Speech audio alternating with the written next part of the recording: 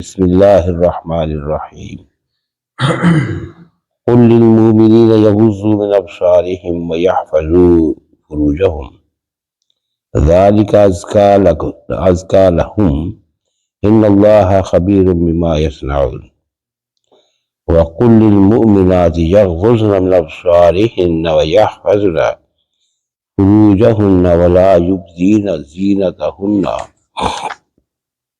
إلا ما ظهر منها وَلْيَضْرِبْنَ بِخُمُرِهِنَّ عَلَى جُيُوبِهِنَّ وَلَا يُبْدِينَ زِينَتَهُنَّ إِلَّا لِبُعُولَتِهِنَّ أَوْ آبَائِهِنَّ أَوْ أَبْنَائِهِنَّ أَوْ آبَاءِ بُعُولَتِهِنَّ أَوْ أَبْنَائِهِنَّ أَوْ أَبْنَاءِ بُعُولَتِهِنَّ أَوْ إِخْوَانِهِنَّ أو بني إخوانهن أو بني أخواتهن أو نسائهن أو ما ملكت أيمانهن أو التابعين غير أولي الإربة من الرجال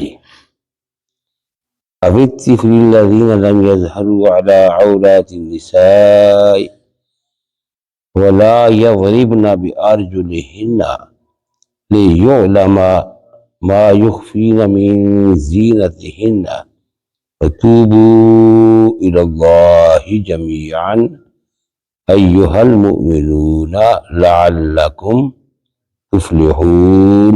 صدق اللہ العظیم. یہ ایک آیت کریمہ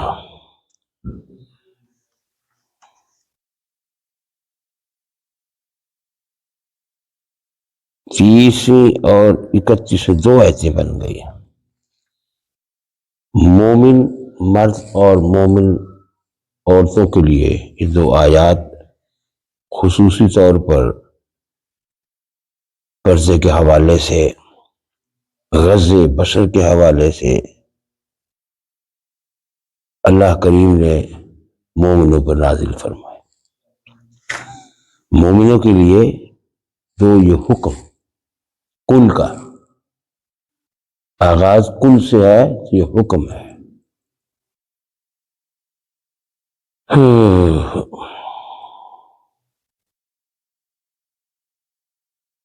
اللہ کی ذات کے ساتھ جب کل کا آغاز ہوتا ہے تو وہاں مطلب کچھ تھوڑا سا مختلف ہوتا ہے. قل هو اللہ احد، قل اعوذ برب الفلق، قل اعوذ برب الناس، قل انما انا بشر مثلکم. یہ قل جو ہے یہ اللہ کی ذات کے لیے، اور قل کا مطلب آپ سمجھتے ہیں کہہ دو. اللہ پاک نے اپنے پیارے نبی صلی اللہ علیہ وسلم کو یہ حکم نازل فرمایا کہ مومنوں کو یہ سمجھا دو، ایمان والوں کو مرد ہوں یا عورتیں ہوں، ان کو یہ حکم میرا سنا دو کہ وہ پہلی آیت ترجمہ آپ نے کل پڑھا تھا پہلی آیت کا، مومنین کو کہہ دیجئے یہ میرا حکم سنا دیجئے کہ وہ اپنی آنکھوں کو نیچا رکھے، غض بصر کرے. عنوان ہے غض بصر کا کہ اپنی آنکھوں کو نیچا رکھے.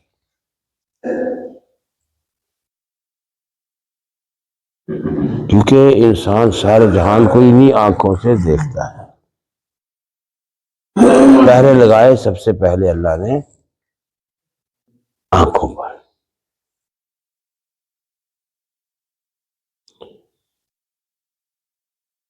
کہ اپنی آنکھوں کو نیچے رکھے،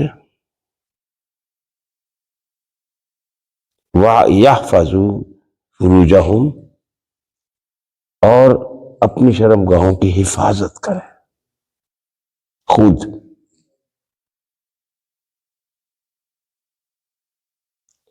یہی تمہارے لیے بہتر ہے. یہ عمل تمہارے لیے پاکیزگی کا باعث ہے، ذالک ازکا لہم، یہ ان لوگوں کے لیے پاکیزگی کا باعث بنے گا۔ یہ سب سے پہلے انسان کی آنکھ ہی دیکھتی ہے، پھر وہ دماغ میں اور اس سے نتائج شروع ہوتے ہیں۔ اگر انسان دیکھے ہی نہیں، اسے رکھے نظر اور یہ تصور اپنے دماغ میں قائم رکھے کہ دیکھنے والی ذات دیکھ رہی ہے جس نے مجھے یہ حکم دیا ہے، تو یہ ایمان کی کیفیت ہے۔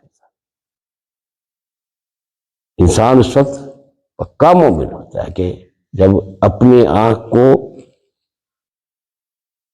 اللہ کے حکم سے نیچے رکھتا ہے اور دل میں دماغ میں یہ تصور موجود ہوتا ہے کہ میرا رب مجھے دیکھ رہا ہے، تو اس سے بہت ساری بیماریاں آٹومیٹیکلی چھٹ جاتی ہیں، جو اخلاقی برائیاں خود سمجھتے ہیں ہم۔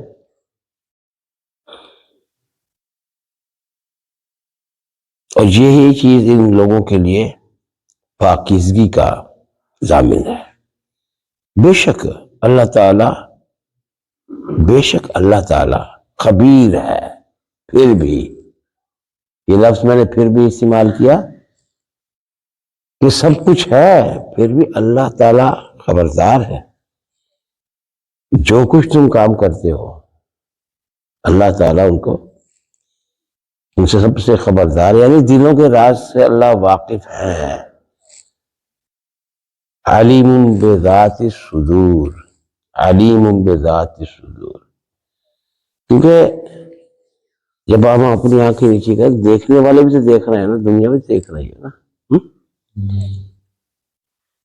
اللہ فرماتے نہیں خیال کرنا، دنیا کے دکھاوے کے لیے نہیں کر لینا کہ لوگ دیکھ رہے ہیں میں نیچے رکھوں، جب لوگ نہیں دیکھ رہے تو پھر جو مرضی کرو، ایسے نہیں۔ یہ جملہ جو آخر میں آیا ہے یہ انتباہ ہے، انتباہ کہتے ہیں تنبیہ کرنے کو۔ کہیں یہ نہ سمجھ بیٹھنا کہ ہم نے عمل کر لیا، بس ہم نے آنکھیں نیچی کر لی، نہیں، یہ تصور بھی تمہارے دماغ میں گامزن رہے کہ دیکھنے والی ذات وہ دیکھ رہی جو ہر چیز سے خبردار ہے۔ ایسے خوبصورت جملے سے انسان کو اللہ نے اپنی طرف متوجہ کر لیا، اپنی طرف، درمیان میں کسی اور کا تصور بھی، کیونکہ قال النبی صلی اللہ علیہ وسلم کا فرمان موجود ہے، من صلی یرائی فقد اشرکا، جس نے صرف دکھاوے کے لیے نماز پڑھی کہ لوگ مجھے نمازی کہیں گے، لوگ دیکھ رہے ہیں، وہ بھی دیکھ رہا ہے مجھے، وہ بھی دیکھ رہا ہے، میرا جو مالک ہے وہ دیکھ رہا ہے، جس کے پاس میں کام کر رہا ہوں وہ دیکھ رہا ہے، معاشرے کے لوگ دیکھ رہے ہیں کہ یہ بڑا بھلا آدمی ہے، بڑا اچھا آدمی ہے، نمازی ہے۔ یہ اللہ فرماتے اپنے دل میں سے یہ چیزیں نکال کے اس طرف آؤ، ان اللہ خبیر بما یصنعون، اصل بات تو وہی ہے کہ اللہ تعالیٰ کی ذات جو ہے، بے شک اللہ تعالیٰ خبیر ہے، خبر رکھتا ہے ہر چیز کی، جو کچھ تم کر رہے ہو۔ جس نے دکھاوے کی نماز پڑھی اس نے شرک کیا، جس نے دکھاوے کا روزہ رکھا اس نے شرک کیا، جس نے نیک عمل کر کے دکھایا لوگوں کو دکھانے کے لیے فقد اشرکا، اس نے شرک کیا۔ اللہ تصور میں بھی کسی اور کو آنے نہیں دیتا تمہارے۔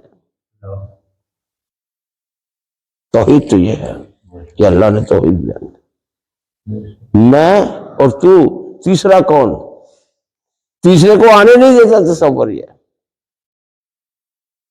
یہ ہے اصل مشکل بات، یہ اللہ فرماتے ہیں میں سب کچھ تمہیں دے رہا ہوں، دنیاوی امور کے لیے تمہارا ایک دوسرے سے رابطہ ضابطہ ہے پڑا، تم کرو، جب معاملہ ان چیزوں کو آئے گا میری ذات کا مان، تو پھر درمیان میں کسی کو بھی نہیں آنا۔ صرف یہی نہیں کہ جا کے بتوں پر جا کے سجدے کر لیے، مزاروں پر جا کے ماتھے ٹیک لیے، یہ تو شرک جلی ہے نا۔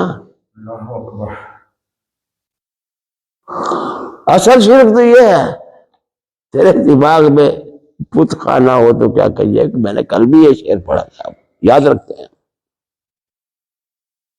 اللہ نہیں چاہتا اپنے بندے کو کہ وہ کسی غیر کا تصور بھی اپنے دماغ میں لائے۔ اللہ اکبر کبیرہ، یہی ہے ان اللہ خبیر بما یصنعون، جو کچھ تم عمل کرتے ہو، صنع کام کرتے ہو، اللہ اس سے خبردار ہے، خبیر ہے۔ بس یہاں اگر اس آیت کریمہ کو سمجھ لیا، اس تصور کو سمجھا، دین کا تصور یہ ہے، اور یہی انسان نے آ کے مار کھائی ہے۔ ہم نے سب بھلے سب کو چھوڑ دیا، ظاہری طور پر ہم کسی کے سامنے قیام نہیں کرتے، جھکتے نہیں، یہ نہیں کرتے، بتوں کے سامنے نہیں جھکتے، غیر اللہ کی نیاز نہیں کرتے، نظر نہیں کرتے، کچھ نہیں کرتے، مان لیا سب کچھ ہے، پھر بھی اللہ چاہتے ہیں خبردار درمیان میں تیسرا نہ آئے۔ اگر تمہارے درمیان اور میرے درمیان تیسرا آ گیا، وہ شرک کس چیز کا نام ہے؟ من صلی یرائی، من صام یرائی فقد اشرکا، دکھاوے کی نماز پڑھی ہے وہ اس نے بھی شرک کیا، دکھاوے کا صدقہ خیرات سخاوت کی ہے فقد اشرکا۔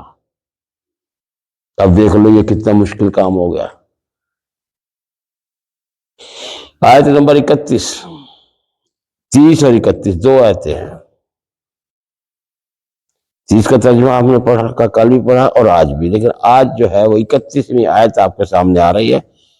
اب جہاں مومنین کے بارے میں اللہ پاک نے حکم دیا پیارے نبی صلی اللہ علیہ وسلم کو انہیں بتا دو، اور 31ویں آیت بھی یہی ہے، وَقُلْ لِلْمُؤْمِنَاتِ، اور یہی بات مومنات کو، ایمان والیوں کو بھی بتا دیں۔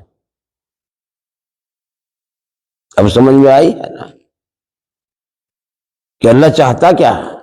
یہاں بات سمجھ میں آئی کہ اللہ تو یہ چاہتا ہے کہ دنیاوی امور تمہارے کاروبار وغیرہ وغیرہ سب کچھ ٹھیک چل رہا ہے، اوکے ہے، لیکن جب بات باری آئی ہے میری اور تیری، پھر تیسرا نہیں، پھر بیچ میں تیسرا نہیں ہے۔ اگر تم لاؤ گے، تصور کرو گے تیسرے کا، سید احمد بریلی سے تعلق رکھتے ہیں، یہ سید کیا بولتے ہیں مجاہدین ہیں، سید اسماعیل شہید رحمت اللہ علیہ کے پاس اس میں آ گئے ہیں، اور وہ بہت سید احمد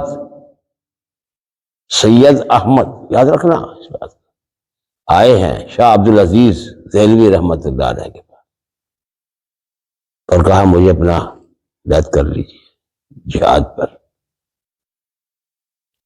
جسے ہم تحریک المجاہدین کہتے ہیں۔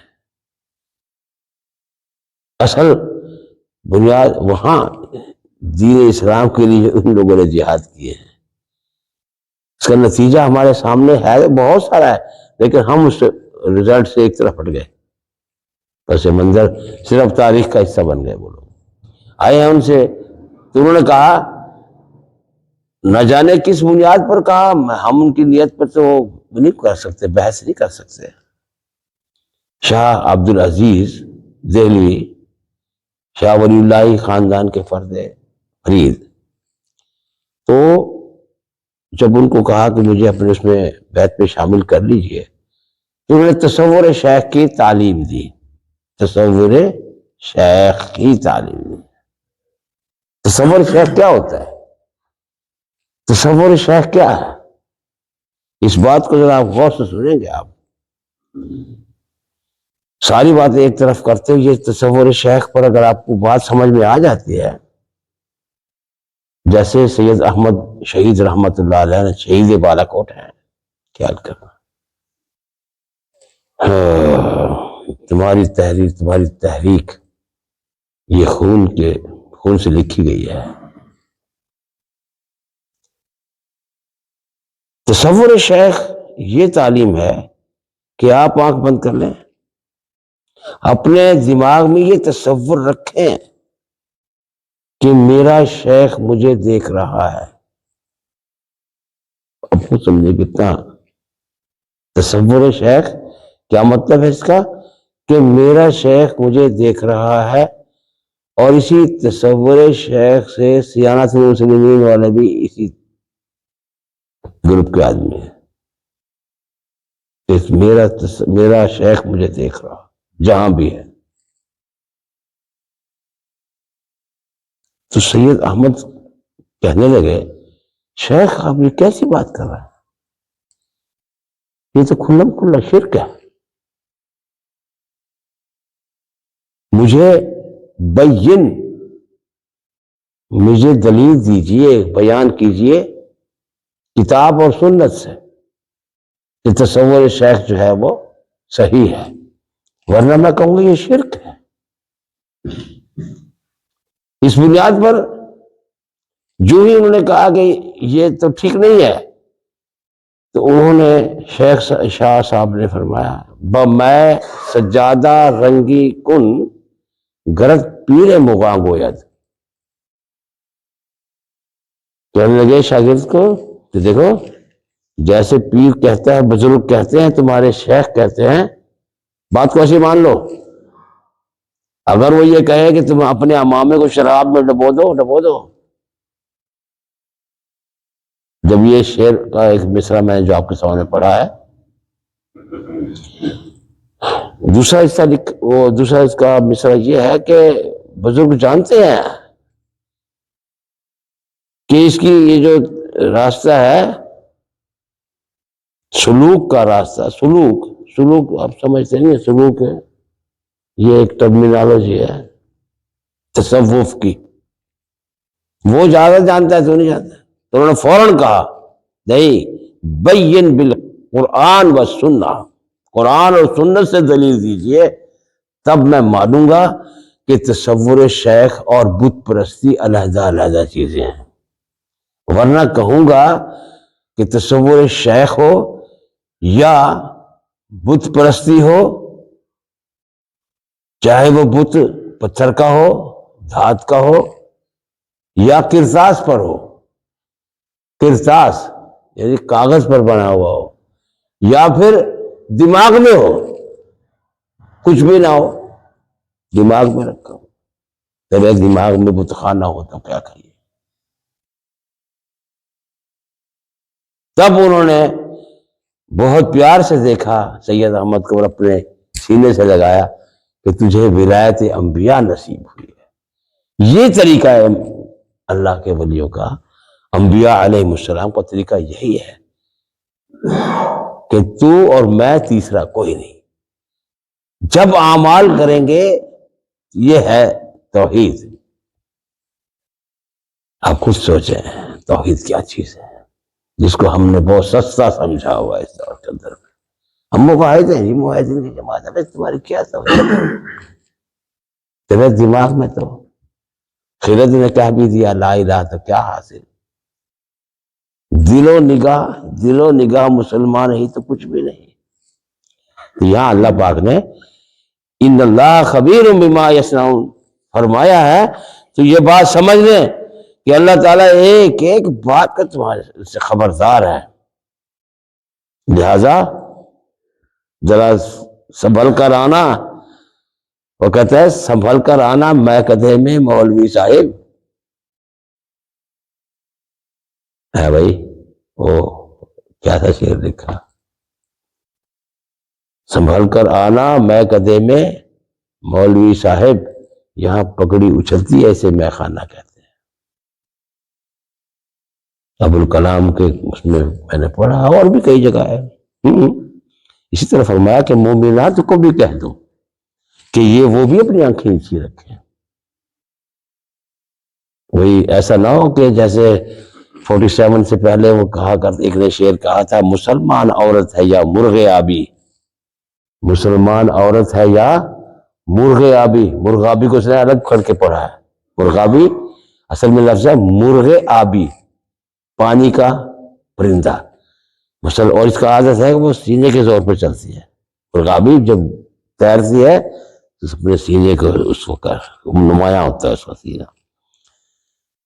کہنے والے نے کہا تھا مسلمان عورت ہے یا مرغ آبی. یہ 47 سے پہلے کی بات کر رہا ہوں، 70 سال پرانی بات. یہ کیسی ہے؟ یہ مسلمان عورت ہے یا مرغ آبی ہے کہ سینے کو تانے چلی جا رہی ہے. اپنے سینے کو نمایاں کر کے چل رہی ہے، آگے بڑھ رہی ہے، ایسے چل رہی ہے سینہ تان کے. مسلمان عورت ہے یا مرغ آبی کہ سینے کو تانے چلی جا رہی ہے، زمین بارشیاں سے ترا رہی ہے. بارشیاں گناہ کا بوجھ، جس زمین پر چل رہی ہے اس پر گناہ کا بوجھ پڑ رہا ہے. عورت اگر اس طریقے سے چل رہی ہے تو اللہ پاک نے فرمایا کہ اپنی آنکھیں بھی نیچی رکھیں. عورتیں بھی، جہاں مردوں کو حکم ہے عورتوں کو بھی حکم ہے. وَقُلْ لِلْمُؤْمِنَاتِ يَغْضُضْنَ مِنْ أَبْصَارِهِنَّ، اپنی آنکھوں کو نیچے رکھیں. یہ سوچ کر کہ دیکھنے والا دیکھ رہا ہے، دیکھنے والا دیکھ رہا ہے، میرا رب قریب دیکھ رہا ہے، کہیں پکڑ نہ لے، میرے سارا کیا کرایا فارغ نہ ہو جائے. وَيَحْفَظْنَ فُرُوجَهُنَّ، اور اپنی شرمگاہوں کی، ان اعضاء کی جن سے انسان کو جذباتی کیفیت نمایاں ہو رہی ہے، ان کو ان کی حفاظت کریں تاکہ کسی کی نظر ان پر نہ پڑے. حفاظت خود عورت خود کرے گی. جہاں مرد کو حکم دیا ہے کہ ننگا ہو کر نہیں پھرے گا، اپنے اعضائے شہوانی اعضاء کو ڈھانپ کر رکھے گا. اسی طرح عورت کو بھی حکم ہے کہ اپنے ان اعضاء کو جس پر نظر پڑنے سے مرد کو شہوت کا خیال آئے، وہ فروج ہے، فرج، اسے فرج کہتے ہیں. اور پھر آگے اب اس کو روکنے کے لیے اللہ نے حکم نازل کیا تفصیل کے ساتھ. وَلَا يُبْدِينَ زِينَتَهُنَّ، اور اپنی زینتوں کو مت ظاہر کریں. یبدینا، مت ظاہر کریں. زینتہن، ٹھیک ہے، دیکھتے رہا کرو ساتھ ساتھ. قاری صاحب نے تو ہر ایک کو دے رکھا ترجمے والا، ہے نا؟ یہاں ایک رکھا، چلو یہ تو دیکھتا رہے ساتھ ساتھ. کیونکہ بھائی میں بھی ایک عام انسان ہی ہوں، مجھ سے بھی غلطی ہونے کا امکان ہے، کیوں نہیں ہے؟ چلو ساتھ ساتھ اپنی وہ بھی کر لوں، تسلی بھی کرتا جاؤں میں ٹھیک پڑھا رہا ہوں یا نہیں پڑھا رہا. وَلَا يُبْدِينَ زِينَتَهُنَّ، اور اپنی زینتوں کو مت ظاہر کریں. وہ اعضاء جن سے انسان کی آنکھیں بہکتی ہیں، مرد کی آنکھیں بہکتی ہیں، ان اعضاء کو چھپا کے رکھے، ظاہر نہ ہونے دیں. آپ خود سمجھتے ہیں، ماشاءاللہ سمجھدار. اِلَّا مَا ظَهَرَ مِنْهَا، ہاں مگر جو خود بخود ہی ظاہر ہیں، یعنی آگے ذکر آ رہا ہے وہ پردہ جس میں عورت مستور ہے، چھپی ہوئی ہے، وہ چادر تو آپ نہیں چھپا سکتے. یہ ہے الا ما ظہر منہا. یا جو قدم میں جوتیاں ڈل رہی ہیں، وہ جوتیاں پہنے جا رہی ہیں، ان کو بھی ہم چھپا نہیں سکتے. ایک جوتی پر دوسری پر تیسری، پھر بھی آخر یہ ہے الا ما ظہر منہا، جس سے چھپایا نہ جا سکے. چھپانے کی چیز آپ نے چادر لے لی، برقع پہن لیا، سب کچھ، اب وہ جو کیا بولتے ہیں ماسک لگا لیا، آنکھیں یہاں تک ہو گئی، ٹھیک ہے، لیکن ان کو تو نہیں چھپا سکتے جو اوپر پہنی ہوئی چیزیں، لباس کو نہیں چھپا سکتے. یہ ہے الا ما ظہر منہا. زینت میں نے بتا دی ہے کہ وہ اعضائے نسوانی، عورت کے وہ اعضاء یا مرد کے وہ اعضاء جن پر نظر پڑنے سے، او میاں یہ کیا ہو رہا ہے، بیٹھ، وہ اعضاء فرج کہلاتی ہے، وہ اعضاء زینت کہلاتی ہے، جنہیں دیکھ کر جن سے مخالف کو مرد ہے تو اس کی جنس سے مخالف کون ہے؟ عورت ہے. عورت ہے تو اس کا جنس سے مخالف مرد ہے. جنس سے مخالف کو شہوانی جذبات ابھریں وہ فروج ہے.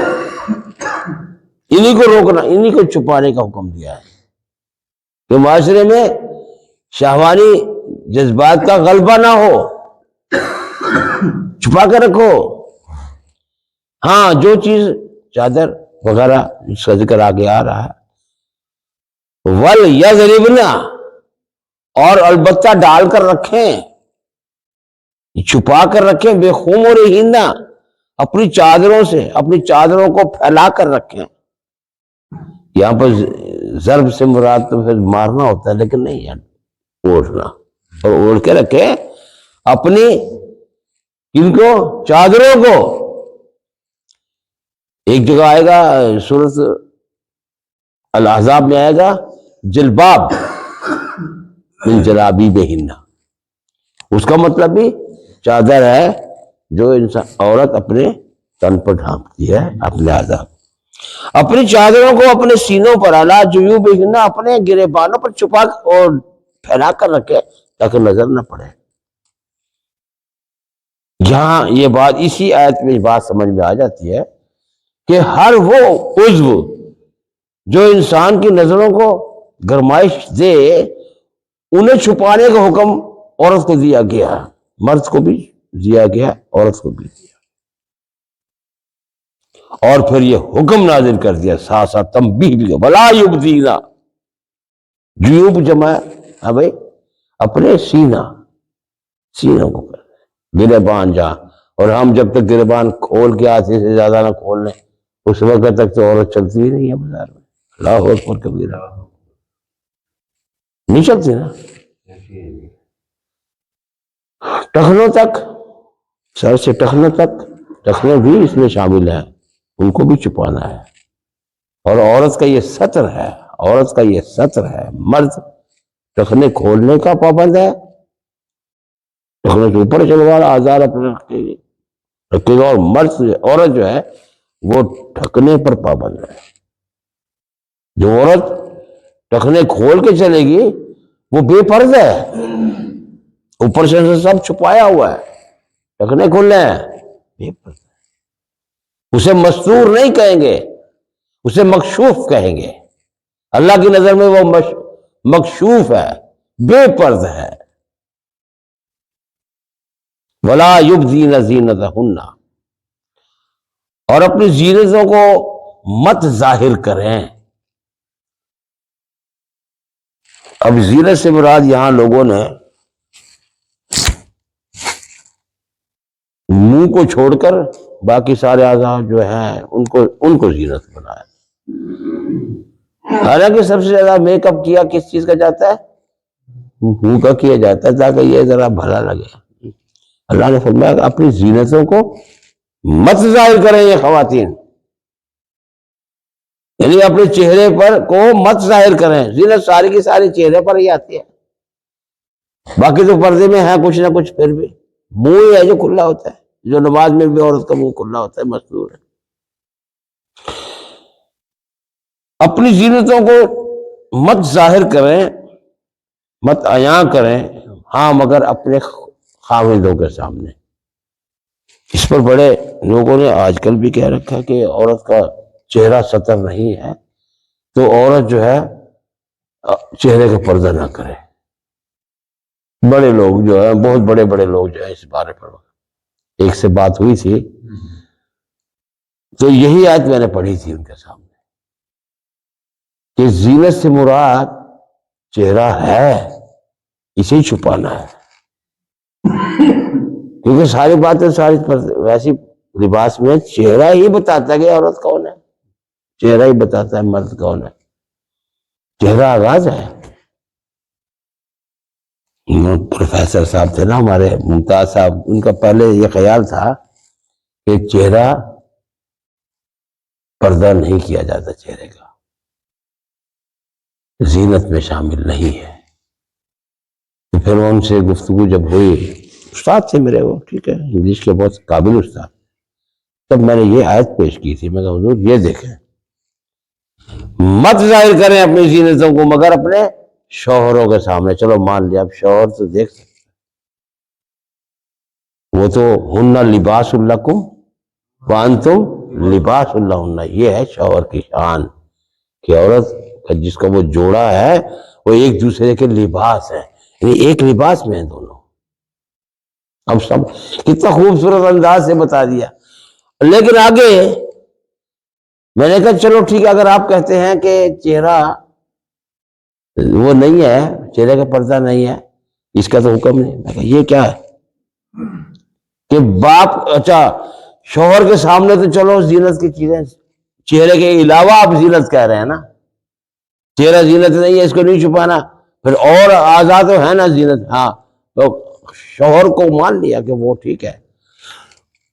اپنے باپوں کے سامنے چہرہ تو ویسے سب کے سامنے کھول دیا آپ نے، تو باپوں کے سامنے کون سی چیز جو ہے ظاہر کرو گے؟ کیا عورت کپڑے بھی اتار دے باپ کے سامنے؟ اگر چہرہ مراد اس سے نہیں ہے تو اور دیگر اعضاء ہیں تو کیا ان کو کھول دے؟ باپوں کے سامنے بھی کھول دے. فقط چہرہ ہے، فقط چہرہ ہے. باقی اعضاء کو باپ کے سامنے بھی چھپانا ہے، سسر کے سامنے بھی چھپانا ہے، بیٹوں کے سامنے بھی چھپانا ہے، غلاموں کے سامنے بھی چھپانا ہے، جن سے بھانجوں بھتیجوں ان سب سے چھپانا ہے. صرف یہ چیز ہے، اسی سے مراد ہے یہاں مت کھولیں اپنے چہرے مگر اپنے شوہروں کو اور اپنے باپ دادا. آبا سے مراد کیا ہے یہاں پر؟ باپ، باپ کا باپ، دادا پر دادا، اس طرح ماں کا باپ نانا پر نانا وغیرہ، ماموں چچا، یہ سب باپوں میں آتے ہیں. او آبائی نا، یا اپنے باپوں کے آبا و اجداد کے سامنے، او آبائی بعولتہن، یا پھر وہ زینت یعنی چہرہ کھول سکتی ہے اپنے سسر، اپنے شوہروں کے باپوں سے، اپنے شوہروں کے باپ سے.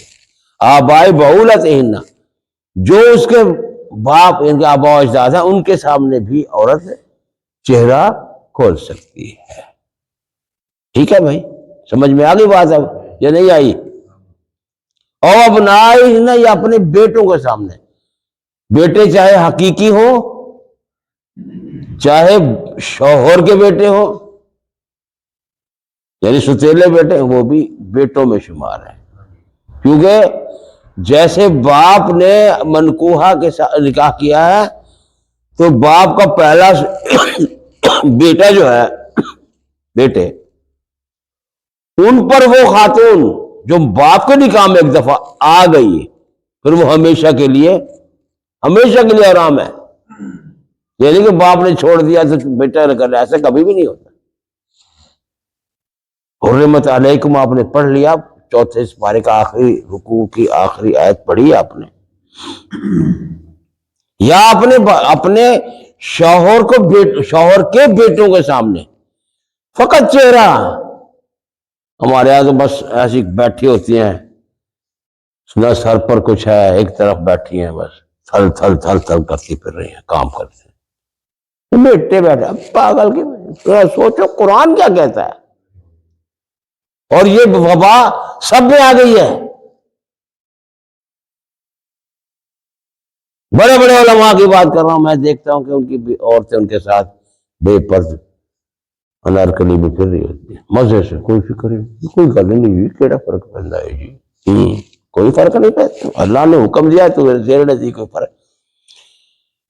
او ابنائہن، یا اپنے بیٹے، یا او ابنائے بعولتہن، یا شوہروں کے بیٹے یعنی ستیلے بیٹے.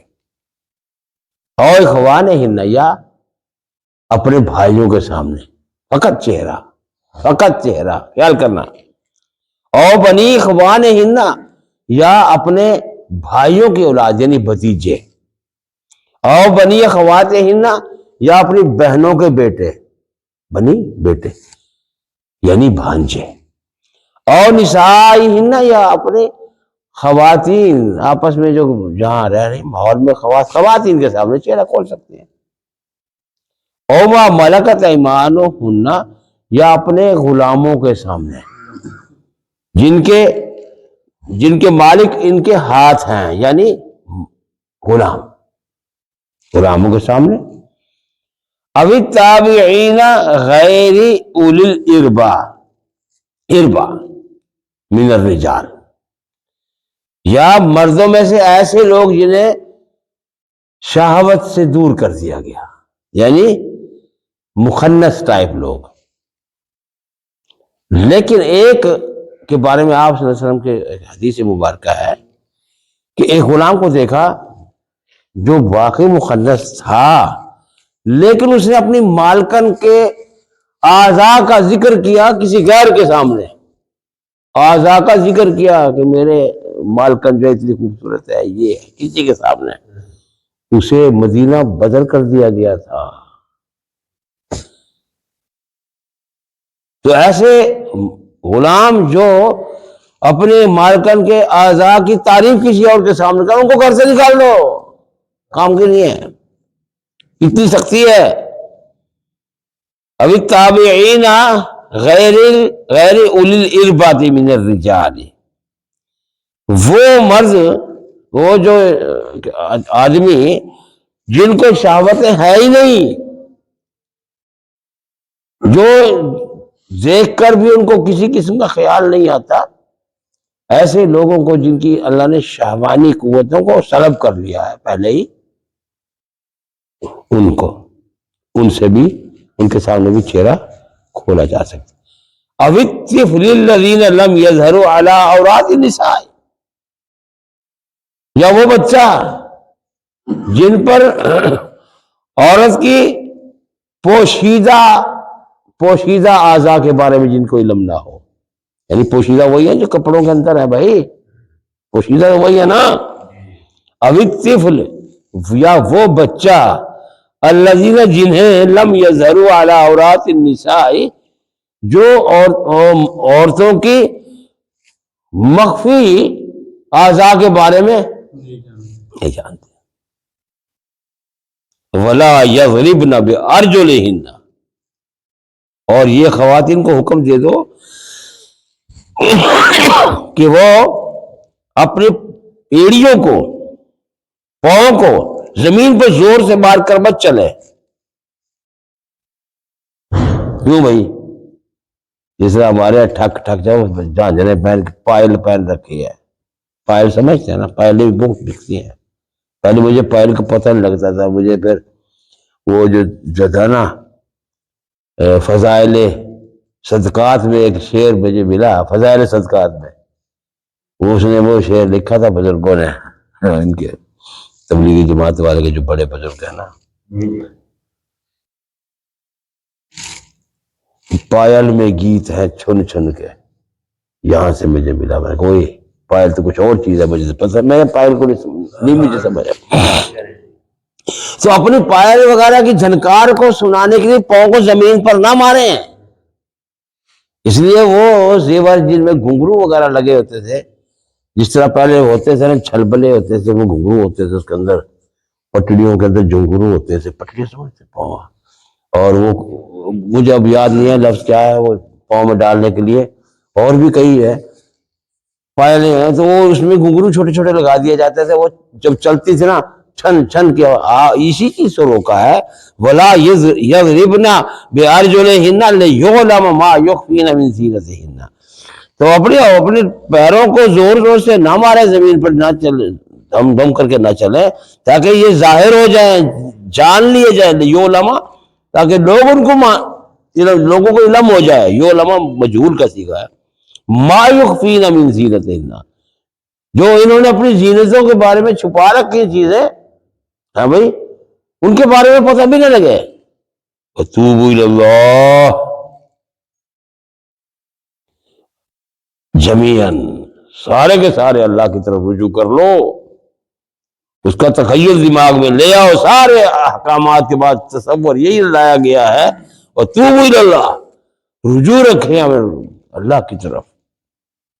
جمیعاً سارے کے سارے، کسی کو بھی کسی بات کا جو استثناء نہیں ہے. ایھا المومنون، اے مومنو، لعلکم تفلحون، شاید کہ تمہیں فلاح مل جائے، تاکہ تمہیں فلاح مل جائے. پوری اتنی لمبی بحث کے بعد نتیجہ کیا نکلا؟ لعلکم تفلحون، کہ تم اگر ان چیزوں پر عمل کر لو گے تو تمہیں فلاح مل سکتی ہے، مل سکتی ہے. خیال کرنا. میرا خیال ہے آج کا بیان بہت ہو گیا. پورا کا پورا عنوان ہم اس کی تفسیر پوری حق تو ادا نہیں کر سکے، جتنا کچھ اللہ نے توفیق دی ہے بیان ہو گیا. اللہ ہمیں سب کو عمل کی توفیق عطا فرمائے، اور اللہ تعالیٰ اپنی رحمت کرے، ہمیں کامیابی سے ہمکنار کرے، اور ہمارے جو اندرونی جو دماغ میں فطور ہیں اللہ ان کو دور کرے. سبحان ربک رب العزت عما یصفون وسلام علی المرسلین والحمد للہ.